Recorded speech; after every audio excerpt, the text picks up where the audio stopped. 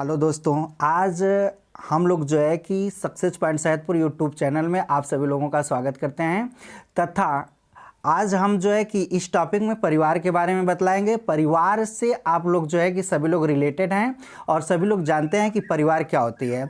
तो परिवार से हमारा जो है कि टेट और सीटेट या अन्य प्रतियोगी परीक्षाओं में काफ़ी महत्वपूर्ण यहाँ से रिलेटेड आपका क्वेश्चन आता है। और आज जो है कि इस वीडियो को शुरू से अंत तक आप देखिए और परिवार से जितना रिलेटेड आपका क्वेश्चन है सब क्वेश्चन हमेशा के लिए समाप्त हो जाएगा। आप केवल अपने कॉन्फिडेंस को बना करके रखिए और इसे शुरू से अंत तक आप देखिए और परिवार से पूरा क्वेश्चन आपके लिए समाप्त हो जाएगा। इस परिवार में मैं आपको सब कुछ बतला देंगे कि कौन वैज्ञानिक, कौन मतलब समाजशास्त्री जो है अपने भाषा में परिभाषा क्या क्या दिया हुआ है, इससे लाभ क्या है, इससे हानि क्या है, इसके दोष क्या है, इसका वर्गीकरण क्या है, सब कुछ जो है परिवार के बारे में बतला दिया जाएगा। तो आज हम चलते हैं परिवार के बारे में। तो सर्वप्रथम जो है कि हम लोग पहले जान लें कि मनुष्य जो है कि एक सामाजिक प्राणी है, हम सभी लोग जानते हैं।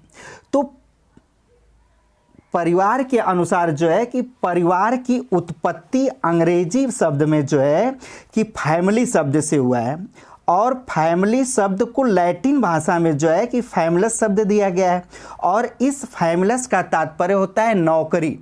तो परिवार का तात्पर्य यानी परिवार में जो सदस्य हैं वह नौकरी करके नहीं रह सकते हैं। इस प्रकार से यहाँ पर जो है कि समाजशास्त्रियों ने इसको अमान्य करके अपने भाषाओं में अलग अलग रूप में जो है कि इसे परिभाषित किए हैं।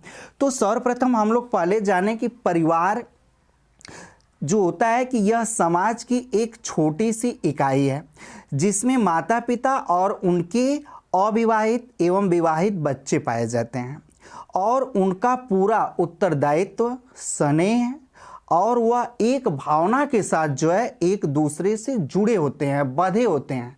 उसमें स्नेह, प्रेम, दुलार इत्यादि की भावना पाई जाती है। उसे हम लोग जो है परिवार कहते हैं। अर्थात छोटे भाषा में कहा जाए तो जैसे कि जो लोग समूह में रहते हैं, सदस्यों के समूह को ही परिवार कहा जाता है, ठीक है ना। अब इस परिवार को जो है कि अलग अलग समाजशास्त्रियों ने अलग अलग मतानुसार मतलब अपने मतानुसार इसे परिभाषित किए हैं। जैसे कि आप यहाँ पर देख रहे हैं कि मैकाइवर एवं पेज के अनुसार यानी मैकाइवर एवं पेज के अनुसार यह अपने मतानुसार ये बतला रहे हैं कि परिवार वह समूह है जिसमें स्त्री पुरुष की यौन संबंध पर्याप्त निश्चित होता है और इनका साथ इतनी देर तक रहे जिससे कि संतान उत्पन्न हो एवं उनका पालन पोषण हो। यानी इससे आप सहमत हो गए होंगे कि परिवार जो है कि एक ऐसे समझ लीजिए कि यह परिवार जो है कि वह आपका ब्लड रिलेशन, ठीक है, या लोगों का एक समूह है जिसमें माता पिता और अन्य लोग, अन्य सदस्य लोग जो है एक साथ रह करके जीवन यापन करते हैं, एक ही छत के नीचे रहते हैं, एक ही मकान में रहते हैं, ठीक है ना। वह आपका जो है परिवार है। तो यहाँ पर मैकाइवर ने स्पष्ट बतला दिया कि परिवार वह समूह है जिसमें स्त्री पुरुष के यौन संबंध पर्याप्त निश्चित होते हैं और इनका साथ इतनी देर तक रहे जिससे संतान उत्पन्न हो एवं उनका पालन पोषण सुगमतापूर्वक हो सके। सेकेंड आपका यहाँ पर दिया हुआ है क्लेयर के अनुसार। देखिए यह कितनी छोटी भाषाओं में और कितना क्लियर करके मतलब दिए हुए हैं।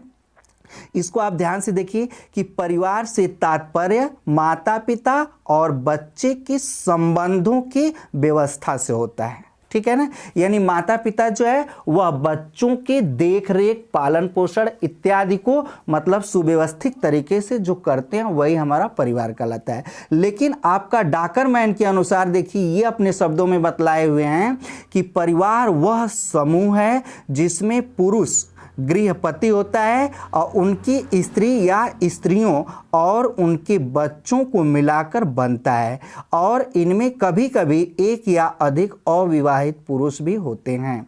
तो इस प्रकार से आपके तीन समाजशास्त्री थे जिन्होंने जो है कि अपने मतानुसार यह अलग अलग परिभाषा दिए हैं। अब हम लोग जाने कि परिवार का वर्गीकरण यानी मतलब परिवार जो है कि मुख्यतः तीन भागों में बटा हुआ है। कहीं कहीं पर आपका तीन भाग दिया हुआ है लेकिन अगर मुख्य देखा जाए तो वह आपका जो है दो ही होता है जिसे हम एकल परिवार और संयुक्त परिवार कहते हैं। ठीक है ना। तो एकल परिवार और संयुक्त परिवार यह दोनों जो है कि भारत में पूर्ण रूप से प्रचलित है। पूरे देश में यह दो परिवार के रूप में जो है कि यह पूरे परिवार का वर्गीकरण किया गया है, जिसे आप ध्यान से देखिए। तो एकल परिवार के बारे में हम लोग जान लेते हैं कि एकल परिवार का तात्पर्य होता है कि जिसमें माता पिता एवं उनके अविवाहित बच्चे होते हैं, अर्थात एक ही छत के नीचे वो लोग जो है कि अपना जीवन यापन करते हैं, उसे एकल परिवार कहा जाता है। और एकल परिवार आज जो है कि भारत में काफ़ी प्रचलित है और इसके प्रचलित होने का कई कारण है, क्योंकि छोटा परिवार सुखी परिवार होता है। तो ये एकल परिवार जो संयुक्त परिवार होते हैं या बड़ी परिवार होती है, उस बड़ी परिवार से विघटन होकर के या तूतू मेमे के कारण जो है कि वह अलग अलग होकर के लोग जो है एकल परिवार बना लेते हैं। तो एकल परिवार होने का जो मेन कारण है वह आपका यह होता है बढ़ती हुई जनसंख्या के कारण जो है कि यह तीव्र गति से प्रचलित हो रहा है। और आप देख रहे हैं कि महंगाई जो है काफ़ी चरम सीमा पर हो रही है, जिसकी वजह से मतलब परिवार में कुछ ऐसे विघटन उत्पन्न हो जाते हैं। जैसे परिवार के कुछ सदस्य होते हैं, कोई लोग जॉब करते हैं, कोई लोग जो है कृषि कार्य करते हैं, कोई लोग जो है कि बिना व्यवसाय के रह जाते हैं। तो इस प्रकार से परिवार में कारण उत्पन्न हो जाता है। तो इस कारण की वजह से जो है कि एकांकी परिवार जो है पूर्ण रूप से भारत में काफ़ी प्रचलित हो रही है। तो इसमें जो है कि माता पिता पाए जाएंगे और उनके अविवाहित बच्चे पाए जाएंगे। और इस परिवार में कुरीतियों और जो है कि आलस्य का अभाव रहता है और व्यक्तित्व का विकास होता है और कलह की संभावना नहीं रहती है, ठीक है। और जो है कि एकल परिवार जो है कि संयुक्त परिवार का एक छोटा सा इकाई है। तो इस तरह से आप एकल परिवार के बारे में जान गए होंगे। अब हम नेक्स्ट पॉइंट की तरफ चलते हैं, जो हमारा संयुक्त परिवार है। तो संयुक्त परिवार एक ऐसा परिवार होता है जिसमें माता पिता, पुत्र पुत्री, भाई बहन, पुत्र वधू एवं बच्चे, दादा दादी, चाचा चाची या तो रक्त समूह यानी जो खून का रिश्ता होता है, सभी सदस्य एक साथ रहते हैं। अर्थात उसमें जो है कि एक से अधिक पीढ़ियों के लोग जो है कि उसमें जीवन यापन करते हैं, उसे जो है कि हम लोग संयुक्त परिवार कहते हैं। तो संयुक्त परिवार जो है कि भारत का एक आदर्श नागरिक और गुण का विकास के रूप में उसे जाना जाता है। और संयुक्त परिवार जो है कि सामाजिक सुरक्षा की भावना को विकसित करता है और श्रम विभाजन की व्यापक सुविधा रहती है और आलस्य का अभाव रहता है। और भारतीय सामाजिक परिवेश में संयुक्त परिवार ही जीवन का मूल आधार माना जाता है, ठीक है ना। अब जो है कि हम लोग जो है कि नेक्स्ट पॉइंट की तरफ चलते हैं, जो है कि परिवार के अन्य प्रकार। यानी आप जान गए होंगे कि परिवार का वर्गीकरण मैं आपको बतला दिया। अब हमारा अगला पॉइंट है परिवार के अन्य प्रकार। तो परिवार के जो प्रकार हैं वह मुख्यतः यहाँ पर आपको 3 बतलाया गया है, जिसमें पहला है मातृ स्थान परिवार और दूसरा है पितृ स्थान परिवार और तीसरा है समरक्त संबंधी परिवार, ठीक है ना। तो मातृ स्थान परिवार, तो हम लोग पहले मातृ स्थान परिवार के बारे में जान लेते हैं कि मातृ स्थान परिवार एक ऐसी परिवार होती है जहाँ पर कन्या पक्ष के पास वर पक्ष जा कर के रहने लगता है, ठीक है। उसे जो है कि हम लोग मातृ स्थान परिवार कहते हैं। अर्थात ये भी कहा जा सकता है कि वहाँ का जो घर का कर्ता होता है वह मुखिया के रूप में जो है माँ को ही माना जाता है। जैसे केरल, मेघालय, असम, इन सब राज्यों में यह पूर्ण रूप से जो है प्रचलित है। और कुछ जनजातियों में भी यह प्रचलित है। तो इस प्रकार से यह मातृ स्थान परिवार कहलाता है। और दूसरा पॉइंट हमारा है पितृ स्थान परिवार। यानी पितृ स्थान परिवार का तात्पर्य होता है कि वर पक्ष के पास कन्या पक्ष आकर के जीवन यापन करने लगती है, उसे जो है कि पितृ स्थान परिवार कहा जाता है। यह जो है कि उत्तर प्रदेश, पंजाब या अन्य ऐसे राज्यों में जो है कि यह पूर्ण रूप से आपका प्रचलित है। और इसके बाद रक्त संबंधी परिवार आपका तीसरा पॉइंट दिया हुआ है। तो रक्त संबंधी परिवार कहा जाए तो ये आपका जो है कि संयुक्त परिवार का एक इकाई है, जिसमें कई पीढ़ी के लोग जो है केवल ब्लड रिलेशन यानी खून का जिसमें रिश्ता है वह सभी लोग इसमें जो है कि जीवन यापन करते हैं। जैसे उदाहरण में देखा जाए तो बुआ और चाचा और इसके बाद चाची या तो मौसी इत्यादि सभी लोग जो है कि ब्लड का केवल रिश्ता हो वह लोग जो है एक परिवार के रूप में जीवन यापन करने लगते हैं। उसे जो है कि हम लोग जो है कि सम रक्त संबंधी परिवार कहते हैं। ठीक है ना। तो इस प्रकार से ये परिवार के प्रकार अन्य प्रकार थी। अब हम लोग जो है कि परिवार की विशेषताएं जान लें कि परिवार की विशेषता क्या होता है।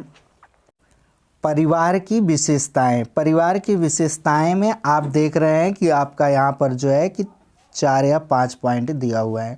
पहला पॉइंट आपका है वंशानुगत संबंध। ठीक है ना।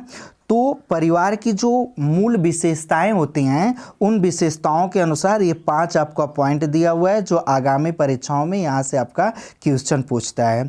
तो इसे जो है कि आप क्लियर होके और स्पष्ट रूप से इसे देखिए कि जिसमें इसका मतलब होता है कि पारिवारिक सदस्य के बीच वंशानुगत संबंध होते हैं तथा कुछ विशिष्ट गुण एक पीढ़ी से दूसरी पीढ़ी को लगातार प्राप्त होते रहते हैं। उसे हम जो लोग हैं वंशानुगत संबंध कहते हैं। दूसरा पॉइंट आपका दिया हुआ है सामाजिक संस्था। यानी सामाजिक संस्था का मतलब है कि परिवार सामाजिक संस्था की मौलिक इकाई के रूप में कार्य करता है। ठीक है ना।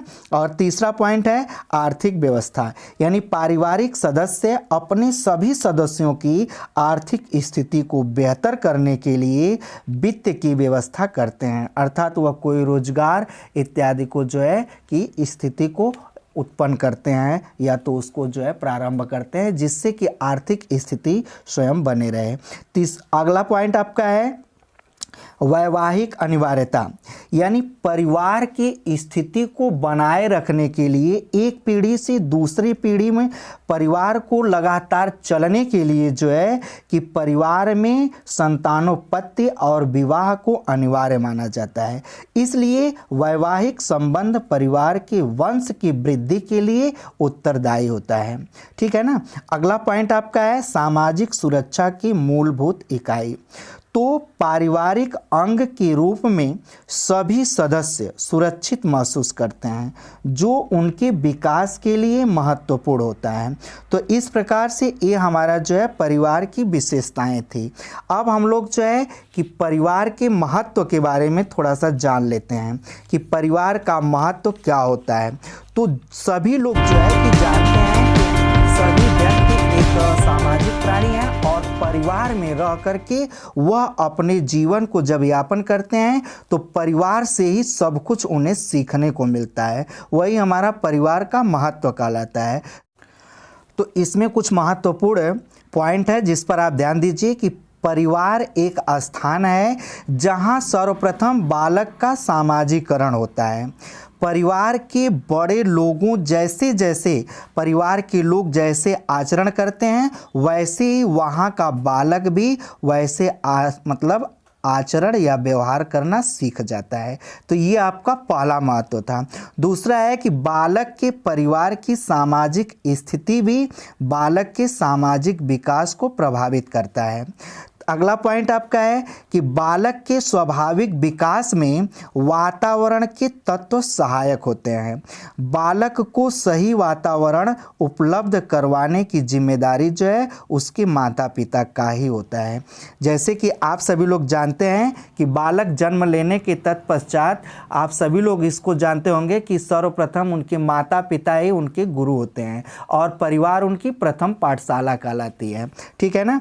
इसके बाद जो है अगले पॉइंट देखिए कि बालक की नियमित दिनचर्या का प्रभाव उसके शारीरिक विकास पर पड़ता है और इसे नियमित करने की जिम्मेदारी भी परिवार की ही होती है। इसके बाद अगला पॉइंट है कि बालक के उचित शारीरिक विकास में उसे अपने परिवार से प्राप्त प्रेम एवं सुरक्षा की भावना का ही अहम योगदान होता है। बालक के समुचित शारीरिक विकास हेतु खेल एवं व्यायाम के लिए समुचित सुविधाएं एवं समय उपलब्ध करवाने की जिम्मेदारी भी उसके परिवार की ही होती है। और बालक की मानसिक क्षमता के विकास में उसके वंशानुक्रम का प्रमुख योगदान होता है, जो उसे उसके परिवार यानी माता पिता से ही प्राप्त होता है। तो इस प्रकार से ये परिवार के महत्वपूर्ण पॉइंट था। और अगर इस वीडियो में दिए गए जानकारी से अगर आप संतुष्ट हैं तो इस वीडियो को मतलब आप जो है कि तुरंत लाइक, कमेंट और शेयर कीजिए। धन्यवाद।